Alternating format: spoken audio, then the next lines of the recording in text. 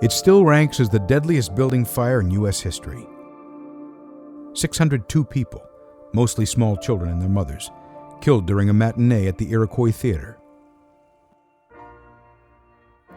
It was Christmas time 1903. Holiday crowds braved freezing temperatures to see the musical comedy Mr. Bluebeard, starring Eddie Foy, at the brand new fireproof Iroquois on Randolph Street in Chicago. The house was packed, standing room only. Counting cast and crew, there were over 2,300 people in the building.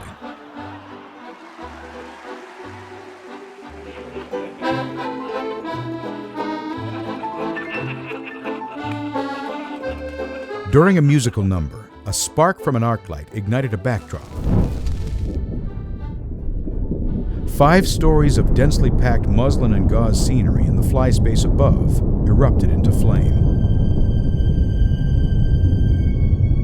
Backstage was bedlam. Foy ran on stage to prevent a panic. He calmly asked the audience to remain seated while the asbestos fire curtain was lowered, but halfway down the curtain got stuck. At the same moment, fleeing stagehands threw open a rear scenery door. A blast of Arctic air rushed into the building, up to the fire. The ceiling vents, which were supposed to be open, were sealed shut, so the wind pushed the fire down toward the front of the stage. A huge fireball shot over Foy's head straight into the house, killing scores of people seated in the first few rows. All hell broke loose. The fire melted the circuits. It was pitch black. No exits were marked.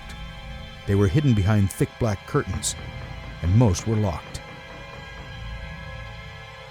Those in the upper balcony were horrified to discover that during the show the ushers had locked them in to prevent their sneaking down to better seats. It was a perfect death trap.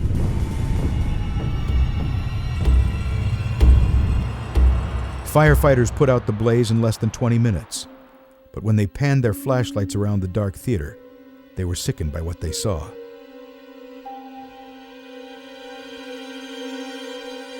At each locked exit was a pyramid of bodies, 10, 12 feet high. A number of the victims were from Winnetka.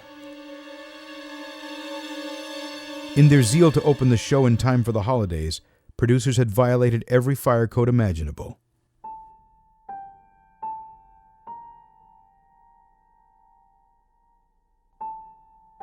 William Hoyt lost his daughter, Emily Fox, and 3 grandchildren in the Iroquois Theater fire. An active member of Christ Church on Sheridan Road, he offered to build a new church as a memorial to them. The original church was itself a memorial. John Garland built it to honor his wife Susanna after her death in 1867, and he chose the spot where Erastus Patterson had started a graveyard. Garland named it Christ Church, hoping it would be a house of worship for all denominations, though he was Unitarian. His next wife, however, was Episcopalian. She convinced him to let the Episcopalians have it.